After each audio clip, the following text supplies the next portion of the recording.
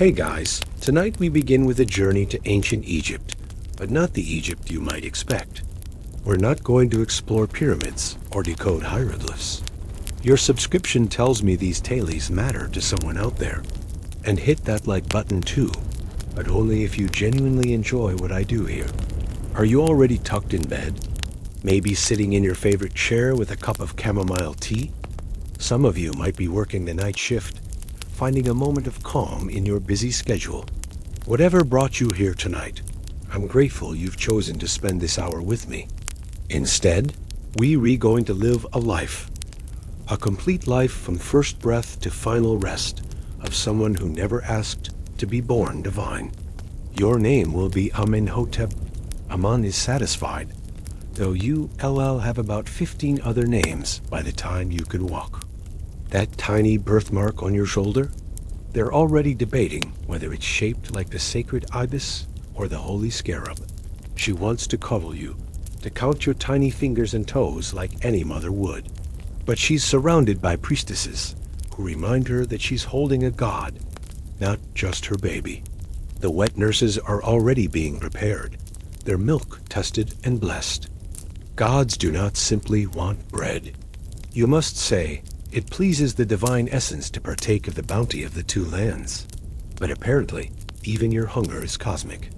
You'll never know the simple comfort of falling asleep at your mother's breast without 5 officials watching and taking notes. That ball?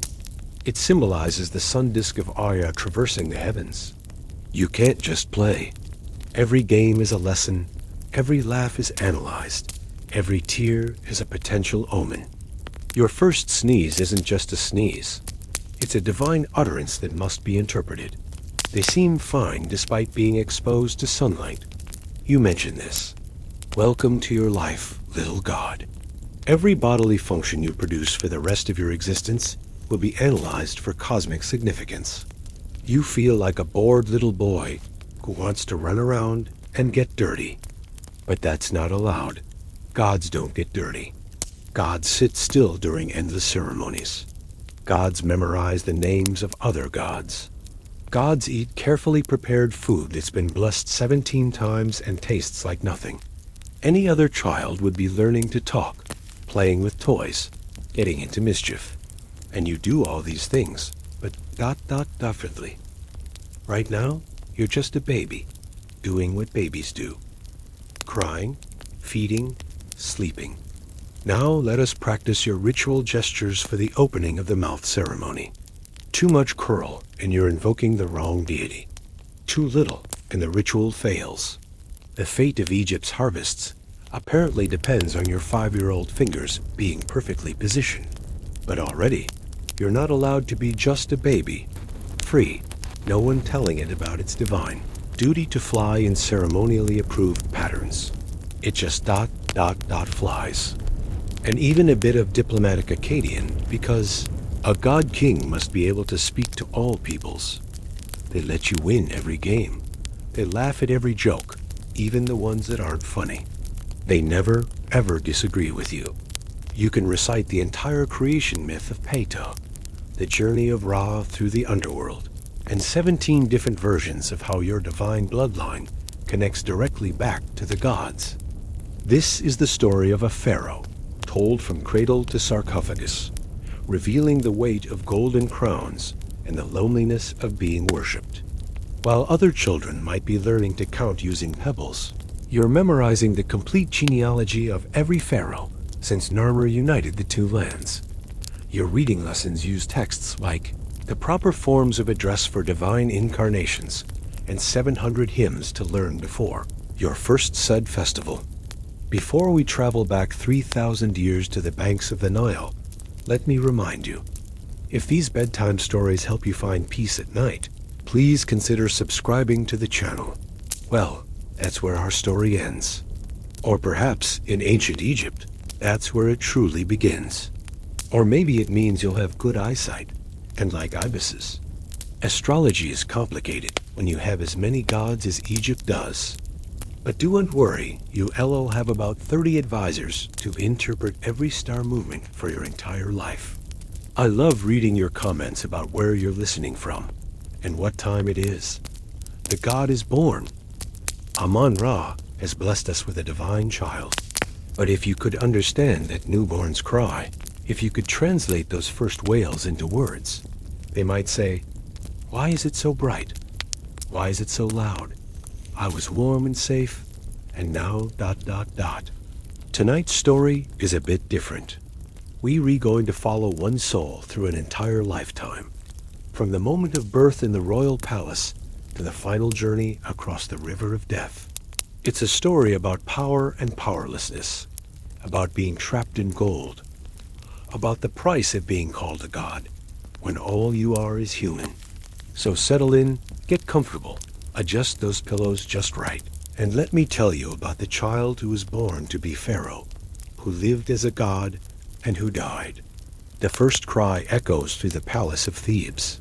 It's a strong cry, healthy and loud, and immediately the midwives begin their practiced chorus. A son. Welcome to the world, little prince. You don't know it yet, but you've just been born into the most gloriously imprisoning life imaginable. See those priests hovering nearby? They're studying your every movement. Your mother, the great royal wife, holds you for exactly the prescribed ritual time. No more, no less. The palace astrologers have already cast your birth chart. Apparently, you were born under the protection of Thoth and Horus, which means you'll be wise and strong. Let's fast forward a bit. You're 3 years old now, toddling around the palace on chubby legs. No, Divine One, says your tutor, an old priest who smells perpetually of incense. You just wanted a snack. Your toys aren't just toys. That wooden horse? It's a representation of the royal chariot that will carry you to victory over Egypt's enemies. Why can't I go outside? You ask one day, pressing your small face against the alabaster window screen. The Divine One must be protected from the common gaze, explains your guardian. Your radiance might blind ordinary people, but you see other children through the carved gaps. Servant children, playing in the courtyard, chasing each other, laughing freely. Those are merely human children, comes the patient explanation. You are the living Horus. You don't feel like a living anything. Age 5. Time for your formal education to begin. Your teacher drones on. And in the 5th year of the reign of your great-grandfather, the inundation was 3 cubits higher than ... You're already daydreaming. Through the high window, a bird flies past. Divine One? Are you attending to the lesson? You snap back. Yes, teacher. The inundation. 3 cubits. Very good. Your arms are positioned just so. Your fingers must curl at exactly this angle. By age 7, you've learned to read hieroglyphics, hieratic script, but you've never had a real friend. Oh, there are other children in the palace, sons and daughters of nobles, carefully selected playmates who are instructed on exactly how to interact with you. Want to play soldiers? You suggest one day to Amenemheb, son of the vizier. Whatever the Divine One wishes. He responds immediately. But do you want to play soldiers? I want whatever brings joy to the living God. You sigh. Never mind. You're 10 now. Time for more serious preparations. You must learn statcraft, which sounds important until you realize it mostly means sitting very still while old men argue about tax rates. You must learn warfare, which sounds exciting until you discover it means memorizing battle formations you never use because the actual generals will make all the real decisions. The victory must be yours, Divine One, even if you're nowhere near the battlefield. But why must I learn this if General Horemheb will command the armies? You ask. Because you must ritually approve his decisions, explains your military tutor. That seems dishonest. The tutor looks shocked. The Pharaoh cannot be dishonest. Whatever the Pharaoh says becomes truth. So if I say the sky is green, then the scribes will record that on this day, the Divine One revealed the true color of the heavens. The court physicians debate whether this divine voice change signals good or bad fortune for the harvest. Meanwhile, you're dealing with all the usual trials of puberty. Except every pimple is examined for prophetic meaning. You look up at the definitely blue sky and feel a headache coming on. You get a lot of headaches these days. 12 years old. Your voice is beginning to crack, which is apparently a matter of national significance. The divine blemish appears on the left cheek, intones the chief physician. This signifies. It signifies that I'm 12, you mutter, but no one listens. This means sitting beside him during endless audiences where people prostrate themselves and speak and formulate phrases that haven't changed in 1,000 years. You're also beginning to notice girls, which opens up a whole new world of complicated rules. As future Pharaoh, your marriage will be political. You'll probably marry your sister, or half-sister, or cousin, to keep the divine blood pure. He sits perfectly still, the double crown balanced on his head, the false beard strapped to his chin, holding the crook and flail crossed over his chest. He looks exactly like the statues of him, which makes you wonder, did they carve the statues to look like him, or has he trained himself to look like the statues? By the time they actually get to their point, usually asking for tax relief or justice in some dispute, you vehemently redesigned the entire throne room and imagine yourself anywhere else. The thought makes you queasy, but when you express this, you're told that gods don't follow human rules of attraction. But I feel human. You say one night to your closest servant, an old man named Kamwasit, who served the royal family for 50 years. He looks around carefully, then speaks quietly. Perhaps, young majesty, that is because the gods made you human-shaped, so you could understand their human subjects. It's the kindest thing anyone's ever said to you. 15. Your father, the current Pharaoh, is starting to include you in royal duties. O living God, Lord of the two lands, mighty bull, he who causes the Nile to flow, ... But sometimes you want to suggest something different, something that might actually help. The titles go on for minutes. The palace speaks in euphemisms. The Divine One communes more closely with the other gods. His Majesty's Ka grows stronger through rest. Everyone knows he's dying, but no one can say it. Your father never seems bored. Officially, he joins Re in the solar bark to illuminate the underworld. Privately, he wheezed his last breath while clutching your hand and whispering, I'm sorry. You're purified, anointed, dressed in ceremonial garments that weigh more than a child. The double crown is placed on your head, the red crown of Lower Egypt and the white crown of Upper Egypt combined. It's heavier than you expected, and it gives you an instant headache. Less complicated because most of the actual governing is done by competent officials who've been doing their jobs for decades. You read the new God King, who must immediately begin the rituals to ensure the cosmic order doesn't collapse. You must oversee your father's mummification, which takes 70 days. You must plan his funeral, which will bankrupt several gnomes. And be son of Ra-Amenhotep, life, health, strength. You must commission his tomb goods, organize his journey to the afterlife, and simultaneously run the country. More complicated because you must make every decision seem to flow from your divine wisdom. After one particularly long day of audiences, you ask him, Father, do you ever get tired of this? He looks at you with eyes that seem older than his years. Gods do not tire, my son, but do you? For just a moment, his divine mask slips. You see something very human in his eyes, exhaustion, maybe even sadness. Then it's gone. You will understand when you wear the crown, he says. That's all. 17. Your father is ill, though officially gods don't get sick.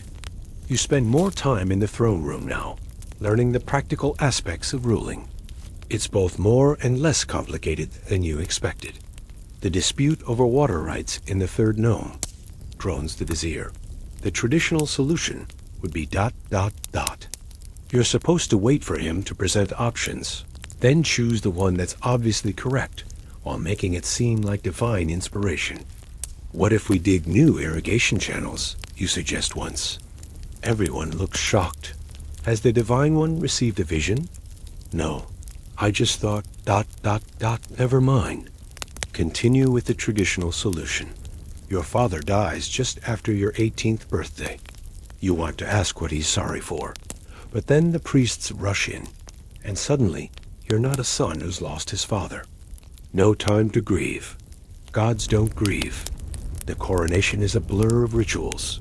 Behold, cries the high priest, the golden Horus, he of the two ladies, he of the sedge. The crowd roars approval. You can't see them clearly. The crown partially blocks your vision. But you know they're re-prostrating themselves. Every person in Egypt is now lying face down because you're wearing an uncomfortable hat. The feast afterward is lavish. Course after course of delicacies you can't enjoy because eating too eagerly would be undignified. Entertainment you can't laugh at too loudly. Conversations where everyone agrees with everything you say. Magnificent coronation, Majesty. Divine radiance shines from your sacred person. The two lands rejoice in your ascension. You escape to a balcony for a moment of air. She's beautiful, intelligent, and as trapped as you are. You've known each other all your lives, more like siblings than spouses, which makes the royal marriage bed deeply awkward. Below, you see servants scurrying about, living their normal human lives. One drops a tray and curses. Another laughs at something her companion says. Normal human reactions, you're no longer allowed. Your new wife approaches. Yes, it's your half-sister, just as tradition demands. The feast goes well, husband, she says formally. The daily ritual where you must help Ra journey across the sky. The monthly ceremonies to ensure the Nile floods properly. The yearly festivals where you must reenact the battles of Horus and Set. You're not a person. You're a role playing out the same script your father played. And his father, back to the beginning of time. What is there to say? You must produce heirs, continue the divine bloodline. You watch your eldest son, barely 5, already being trained to sit still, speak formally, be divine. You've done this 20 times now, and it's always the same choreographed movements. Instead, you hear yourself saying, because you are the living God's son, and one day you will be the living God yourself. If you told him it was all pretense, if you raised him to question the divinity of the Pharaoh, you'd be undermining the entire structure of Egyptian society. Your first battle is chaos, dust, blood, screaming, the stench of death. Boys who could have been farmers, craftsmen, fathers, instead bleed out in the sand, so scribes can write about your magnificent victory. You're supposedly leading the charge, but really you're surrounded by the best guards in Egypt, keeping you safe while making it look like you're in danger. You've taken lives, or at least, lives were taken in your name. And maybe that structure is a prison, but it's also what keeps the irrigation systems maintained, the grain distributed, the borders defended. You must prove your divine power by subduing enemies, even if those enemies are just nomadic tribes who wandered too close to the borders. But this year, exhausted and frustrated, you improvise a move. Love, attraction, compatibility. These are human concerns, not divine ones. Indeed, wife, you respond. Captured enemies are paraded in chains. The crowd cheers your divine might. You both stare out at the night, not touching, not really talking. Your 20s pass in a blur of repetitive ceremonies. Your face is on temple walls from the Delta to Nubia. If you took off the crown, walked out of the palace, disappeared into the streets of Thebes. But you know what would happen. Chaos, civil war, the collapse of order. A child, a small girl from the crowd, somehow slips past the guards. She runs right up to your carrying chair and tugs on your ceremonial robe. The illusion of your divinity is the keystone holding Egypt together. But none of them see you. They see the crown, the false beard, the divine regalia. When they look at you, they see a god. And who can be friends with a god? Colossal statues of you gaze eternally at horizons you'll never freely explore. How could there be? Every conversation is witnessed. Every gesture has ritual significance. You can't fight without threatening the cosmic order. You can't laugh together without it becoming a portent. You've become exactly what you were supposed to become, a perfect divine pharaoh. During one festival, you must wear a mask of Horus and ritually defeat a priest dressed as Set. The priest playing Set freezes, confused. The whole ceremony grinds to a halt. Divine One, hisses the ritual master, that's not the sacred choreography. Set wouldn't attack the same way every time, you point out. He's the god of chaos. But the ritual has been performed this way for 1,000 years. And that's the problem. You think but don't say. Everything has been the same for 1,000 years. By 30, you've fathered several children. You try to be a good father, but the same system that isolated you now isolates them. Papa, why can't I play with the servant children? He asks one day. You want to tell him the truth, that it's all nonsense, that he's just a little boy who deserves to play. You hate yourself for perpetuating the cycle, but what choice do you have? So you watch your son learn to be a god, just as you learned, and you feel the weight of generations pressing down like the stone blocks of a pyramid. Your 30s bring military campaigns. Not because Egypt is particularly threatened, but because pharaohs are supposed to be warrior kings. You've trained with weapons your whole life, but training and reality are different things. You watch young men die for the glory of your divine presence. That night, in your tent, you vomit. Your hands shake. Divine One? Your general asks, peering into the tent. Are you well? Gods don't get sick, you manage to say. Of course not. Perhaps the Divine One is simply purging the enemy's evil from his sacred presence? Yes, that's exactly what I'm doing. Back in Thebes, they throw a triumph. You ride through the streets in your golden chariot while priests sing of your valor. You smile and wave, playing your part, while inside you feel hollow as a robbed tomb. 40 years old, you've been pharaoh for over 2 decades. And you're desperately lonely. Oh, you're never alone. There's always someone hovering, servants, priests, scribes, guards. Your wife has given you children and performed her ceremonial duties perfectly. But there's no warmth between you, no real companionship. Sometimes you wonder what would happen if you just stopped, so you continue the performance. One day, during the Opet festival, something unusual happens. Mr. God, she says, my mama is sick. Can you make her better? The crowd gasps. The guards move to grab her. But you raise your hand, stopping them. You look at this little girl, maybe 6 years old, staring up at you with such hope, such faith. She really believes you're a god. She really thinks you can heal her mother with a touch or a word. What's your name, little one? You ask. Nefertiti, Mr. God? That's a beautiful name. It means the beautiful one has come. She beams, showing missing baby teeth. Mama says I'm her beautiful one. You want to help her, but you're not really a god. You can't heal the sick with divine power. All you can do is... Your heart breaks a little. Captain, you say to your guard, see that the royal physician attends to this child's mother. The best care possible. It's not divine healing, but it's what you can actually do. Thank you, Mr. God. The little girl cries and impulsively hugs your leg before the guards gently pull her away. This breach of protocol will be debated by priests for weeks. But for just a moment, you felt like you actually helped someone, actually used your power for something real. You want to warn him, to prepare him somehow for the loneliness, the suffocation of godhood.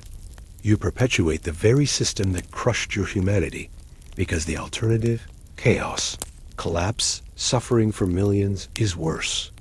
But what would you say? Sorry, son, you're about to spend your life in a golden prison? The crowd murmurs.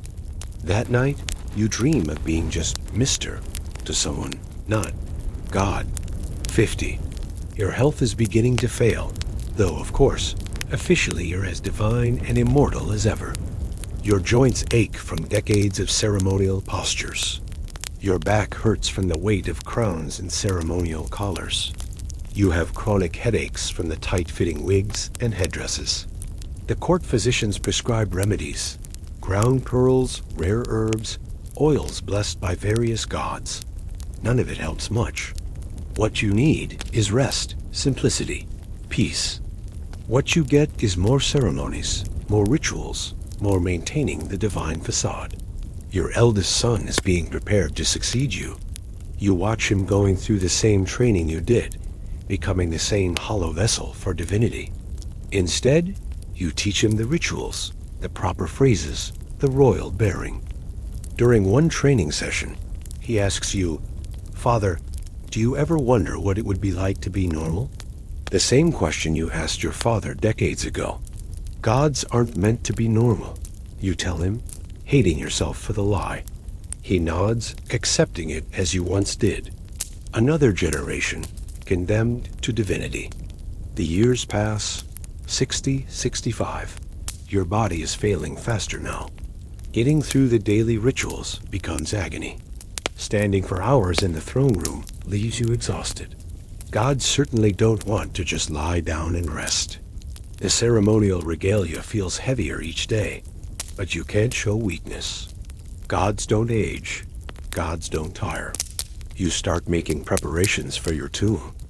This, at least, is one area where you have some real control. The artwork, the grave goods, the texts that will surround you for eternity. You commission scenes not just of your divine triumph, but of the afterlife you hope for. Fields of reeds where you can walk freely, unrecognized, unburdened. In the afterlife, you'll sit on a throne of gold and... You want scenes of you farming, Majesty? The artist asks, confused. Yes, working the fields, fishing, simple things. Come, she says, dinner is ready. In your tomb, at least, you'll be allowed to imagine being human. They tell you about their day. Playing by the river, learning to write, getting in trouble for stealing dates. But you're a god. Your last tears as a living god who never got to be a living man. You're not in the palace, but in a simple farmer's hut. The priests maintain the fiction. The god king has chosen to visit the divine realm. But everyone knows. The succession machinery clicks into motion. Your son is immediately sequestered to begin purification rituals. Not a ritual recitation of divine myths, but a simple story about a boy who wanted to fly like a bird. The children laugh and ask questions and interrupt. It's chaotic and warm and perfectly human. Your hands are rough from work, not soft from oils and unguents. You wear rough linen, not gold and jewels. As ready as anyone can be for a job that's impossible by definition. Be perfect, be divine, be inhuman. You've taught him everything you can, which mostly amounts to how to pretend, how to endure, how to sacrifice yourself for the stability of Egypt. The priests want to continue the pretense, to prop you up for one more ceremony. But you're done. 70 years of divinity is enough. I've sat on enough thrones, you say quietly. Paint me free. The artist doesn't understand, but he paints what you ask. 70. You know the end is coming. The facade is harder to maintain. Sometimes you forget the proper ritual phrases. Sometimes your hands shake too much to hold the crook and flail. The court pretends not to notice.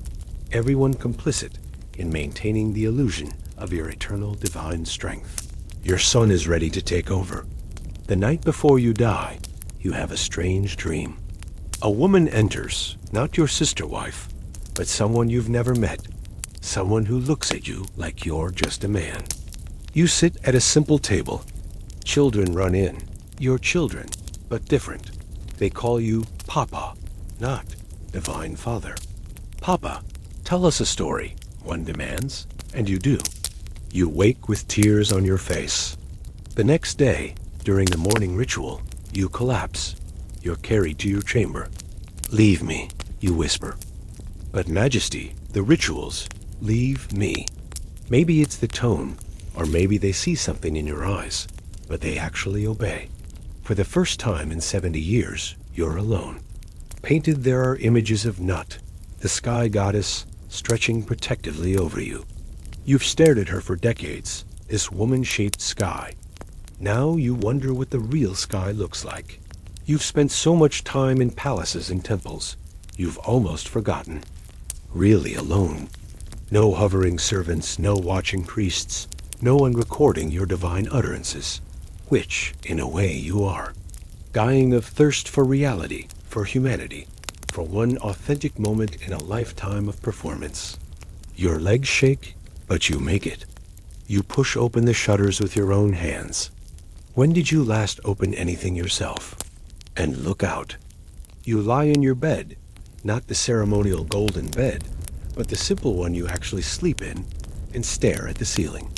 With enormous effort, you rise and walk to the window. You think about that little girl at the festival years ago, Nefertiti, who called you Mr. God. You hope the physician helped her mother. You hope she grew up happy, free to be human in all the ways you never were. The sun is setting over the Nile. The real sun, not Ra in his bark, just a ball of fire painting the sky orange and pink and purple. They'll write poems about it, paint it on temple walls, turn your mundane death into yet another divine mystery. Birds fly home to roost. Actual birds, not divine symbols. The river flows as it has for millions of years, caring nothing for pharaohs and their pretensions to divinity. They remove your brain through your nose with a long hook. Fortunately, you're not there to experience this indignity. Then comes the wrapping, layer after layer of linen bandages, each one inscribed with protective spells. Your successor, your son, performs the opening of the mouth ceremony, ritually bringing your mummy to life for the afterlife. The irony, bringing to life someone who never got to truly live, is lost on everyone. Amulets are tucked between the layers. A golden mask is placed over your face, not your real face, which is now sunk in furniture, food, weapons, games, servants in the form of Shabti dolls who'll do your work in the afterlife. Above ground, your mortuary temple ensures you'll be worshipped forever, or at least until the money runs out, or another pharaoh needs the stone for their own monuments.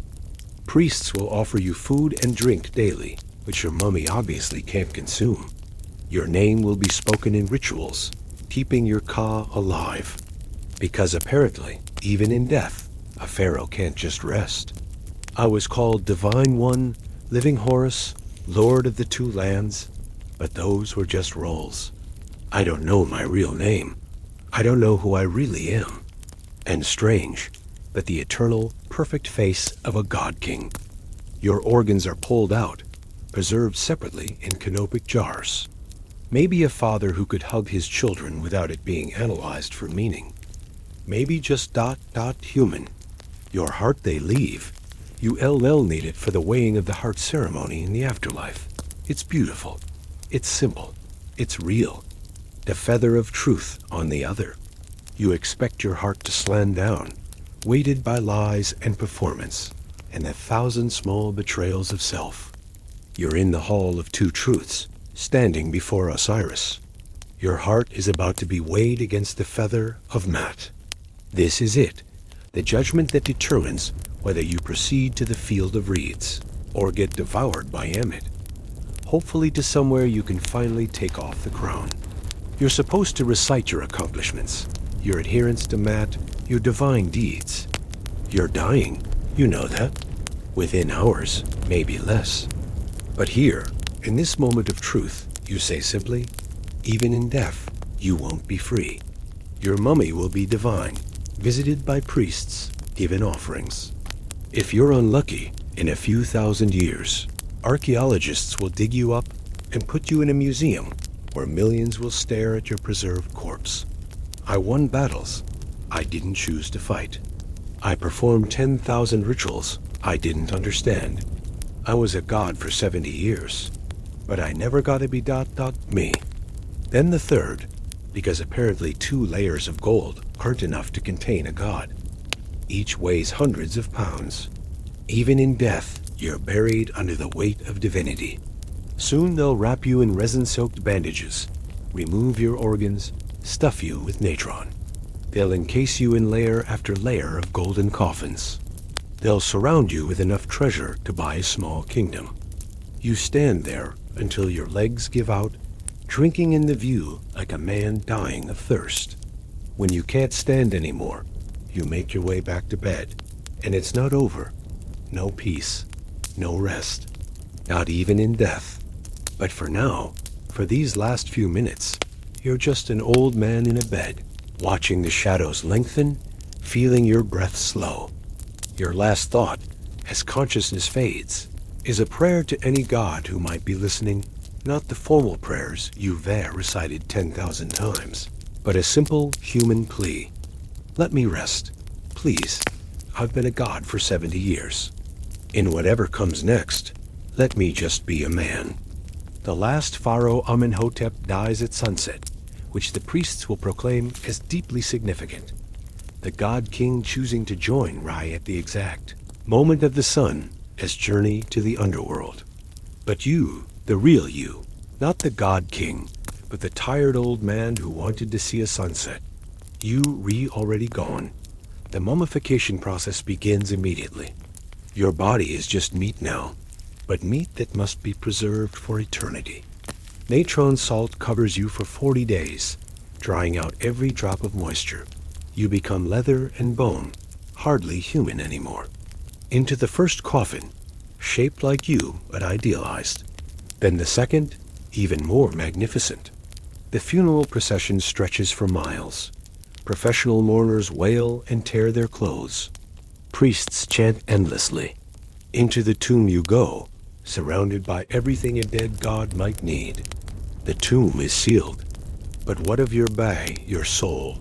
The part of you that might actually be free? Let's imagine. You open your eyes in the afterlife.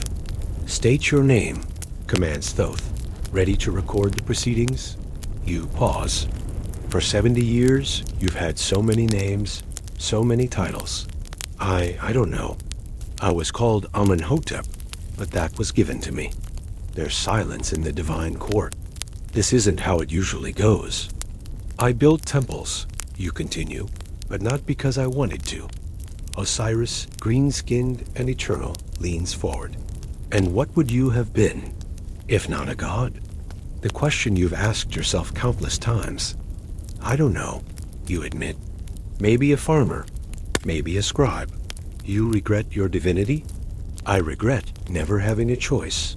The weighing begins. Your heart, heavy with a lifetime of pretense, rests on one side of the scale. But something strange happens. The scales balance perfectly. How? You ask. Thoth speaks, his ibis head tilting thoughtfully. You told the truth just now. Perhaps for the first time in your life, you spoke your authentic truth. That weighs more than 70 years of necessary lies.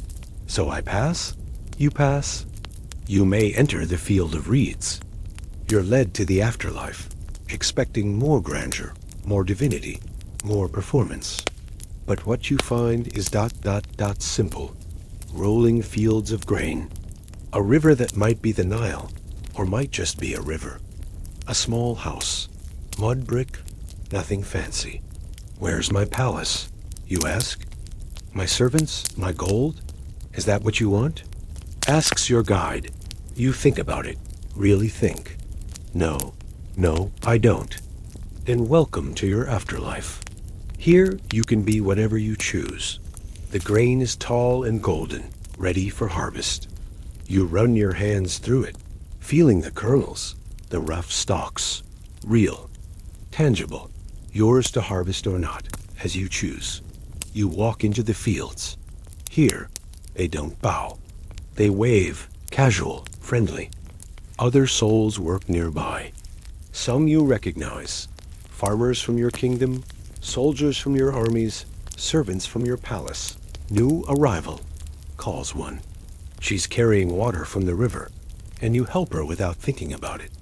No ceremony, No divine significance, just one person helping another. Maybe days, maybe centuries. You don't know or care. You have no ceremonies to perform, no cosmic order to maintain. The sun rises and sets without your ritual assistance. The river flows without your divine intervention. Welcome. They expected to find you on a golden throne, dispensing divine wisdom. But others understand. They're the ones who are trapped in their own ways, by poverty, by expectations, by circumstances. Here, you're all just souls, finally free to be what you choose. You fall in love. Not a political marriage, but choosing someone who makes you laugh, who sees you as you are. You have children who call you Papa Eng, climb on you, and never once worry about divine protocol. You learn the names of your neighbors, their stories, their jokes. You sit by fires in the evening and listen to tales, not ritual recitations, but real stories, funny and sad and human. All the grandeur, all the divinity, all the weight of being Pharaoh in the end. It was just a man in an uncomfortable hat, playing a role he never auditioned for, in a play that ran far too long. I'm Kenti. I was a baker in Thebes. I single quotes M. Double quotes you pause. Who are you? I'm just a man. Just humming, tunelessly, the way happy people do when they're not thinking about it. You tell stories about the ridiculous ceremonies, the pompous priests, the time you had to bless 300 loaves of bread individually, and your arm went numb, but you couldn't show it. When did you last hum? When were you last mindlessly content? And I'm thinking, my sacred touch can't feel anything below the elbow. Good enough for me. Want to learn to make bread? The ovens here never burn it. And so you learn. You learn to make bread, to fish, to build simple furniture. One day, working in your small garden, you realize you're humming. Dawn fishing when the eternal river is misty and still. Noon meals with friends under the sycamore trees. Weaving. Your fingers, once soft from oils, grow clever with the loom. Storytelling. Not ritual recitation, but real stories, made up on the spot, changing with each telling. Evening songs around fires that need no wood and give warmth without smoke. Some of us had fancier hats, that's all. The false beard is gone. The god is dead.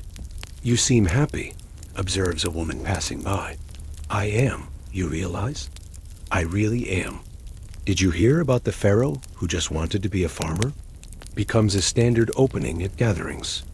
Time passes differently here. You make friends. Real friends who argue with you, joke with you, tell you when you're being foolish. Sometimes new arrivals recognize you. Aren't you Pharaoh Amenhotep? They ask. I was, you answer. Now I'm just a farmer. Would you like some bread? Some are disappointed. One evening, sitting by the eternal river with your afterlife family, your youngest daughter asks, Papa, were you really a god king? I wore the crown, you say. I sat on the throne. People called me a god. But were you? You think about it. No, little one. I was just a man wearing an uncomfortable hat. She giggles. That's silly. Yes, you agree, hugging her close. It was very, very silly. And perhaps that's the final truth. But here, in the field of reeds, the play is over. The crown is off. The man, finally, is free.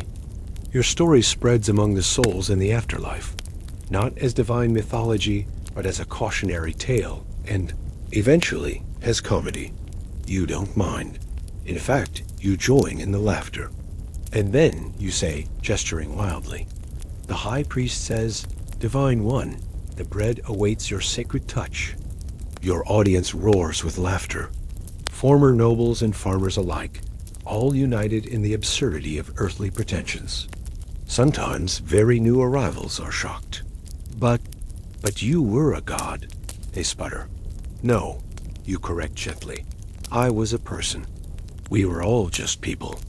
Gradually, even these souls relax, shedding their earthly hierarchies like outgrown clothes. You build a life, an afterlife, of simple pleasures. You learn skills you never could as Pharaoh. Pottery. Your first pots are lopsided disasters, but no one critiques the divine craftsmanship. Your children grow and have their own adventures. Your eldest son, free from the burden of succession, becomes a musician. Your daughter, who would have been married off for political alliance, chooses her own partner. A former scribe who makes her laugh. I'm proud of you, you tell them, and mean it in ways a pharaoh never could. One day, exploring the far reaches of the field of reeds, you encounter another soul sitting alone by a small shrine. Something about his posture, the weight in his shoulders, the isolation, seems familiar. You approach. The soul looks up, and you recognize your own father. Hello, son, he says quietly. You sit beside him. For a long time, neither speaks. I'm sorry, he finally says, for making you become what I was. You had no choice either. No, but I'm still sorry. You embrace, father and son, both victims of the same golden prison. Here, finally, you can be family without the weight of dynasty. He joins your community, gradually learning to be just a man, just a grandfather, just another soul finding peace.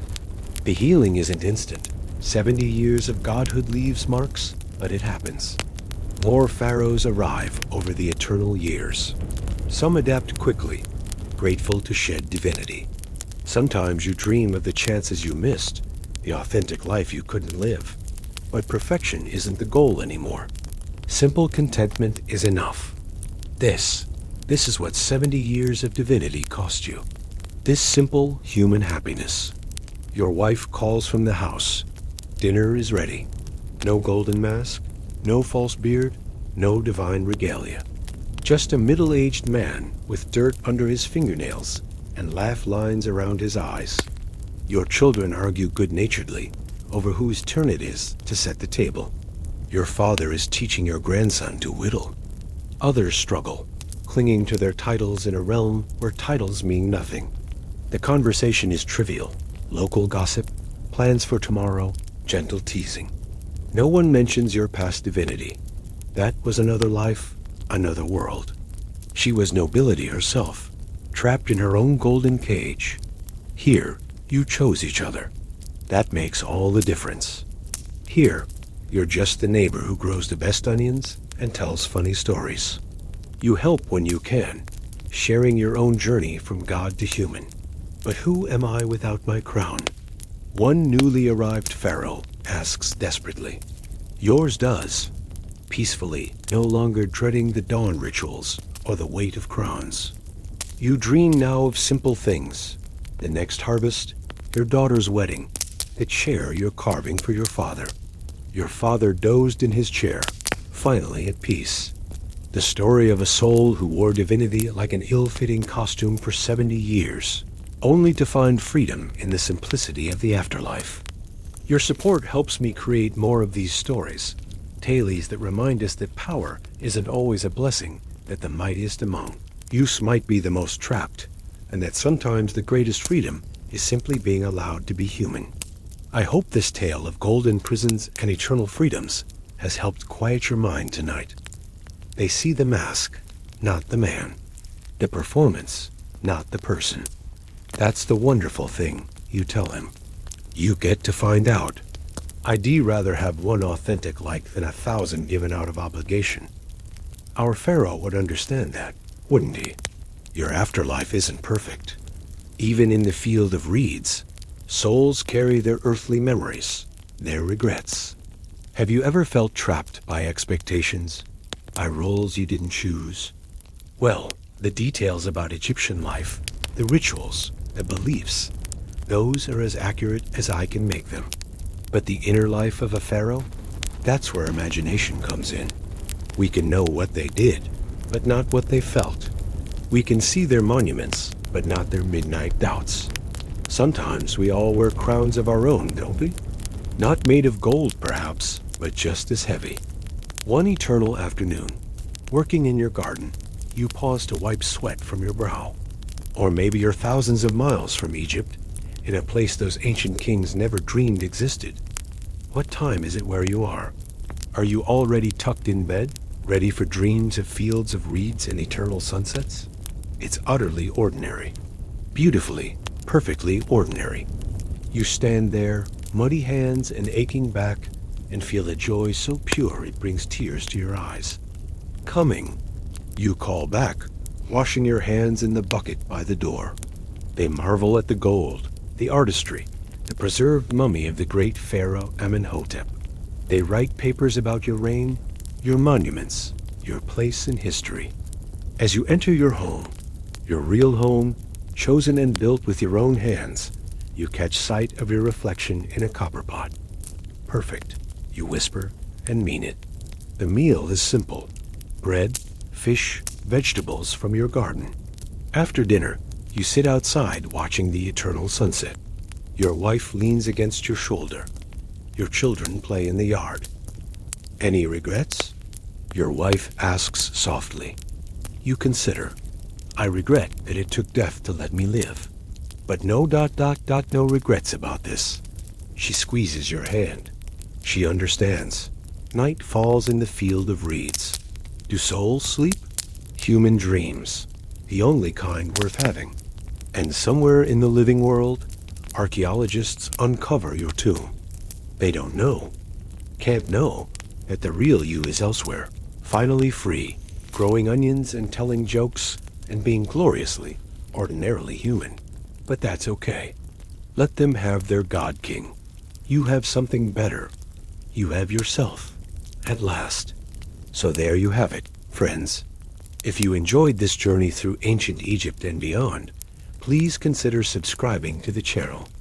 Hit that like button if this story resonated with you, but only if you genuinely enjoyed it.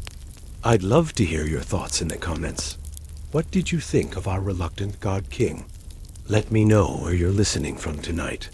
Are you in Cairo, perhaps, where the pharaohs once walked? Some of you have asked if these stories are historically accurate. That is what I try to do with these stories. Find the human heart beating under the weight of history. Because whether we're talking about Egyptian pharaohs, or Roman emperors, or medieval knights, they were all people. Perhaps a Victorian lamplighter making his rounds through foggy London streets. The most magnificent palace is no match for a home you choose. The highest throne can't compare to ground you stand on by your own will. Or a lighthouse keeper on a remote island, keeping a light burning through endless storms. You are more than what others need you to be.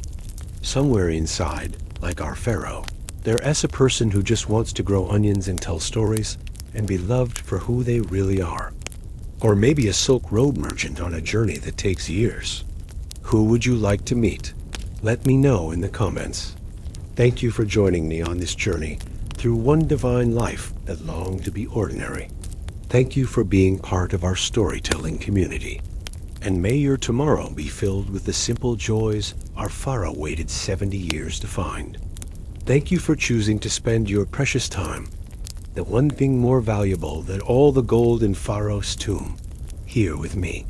May you wake tomorrow a little less burdened by the need to be divine, and a little more comfortable being beautifully, perfectly human. They all had fears and hopes, and probably really uncomfortable formal wear. Next week, we'll visit another time, another place, another life. For now, as you drift off to sleep, remember our Pharaoh's lesson. The greatest treasures aren't gold and jewels, but the freedom to be yourself. Whatever crowns you wear in your daily life, the expectations of others, the roles you must play, the masks you can't remove during daylight hours. Remember that you are more than your titles. May your dreams tonight be of simple pleasures and authentic joys. Now dim the lights, my friends. Maybe turn on that fan for the soft background hum. Let the ancient rhythms of Egypt, the flowing Nile, the desert winds, the eternal cycle of planting and harvest, carry you into peaceful sleep. Just you, authentic and unadorned, finally allowed to rest. But in your dreams, you're free. No crowns, no ceremonies, no cosmic responsibilities. Good night, everyone. Sweet dreams. And remember, sometimes the greatest victory is simply taking off the uncomfortable hat. Until next time, sleep well, dream deep, and wake refreshed. May your sleep be as peaceful as the field of reeds. Good night,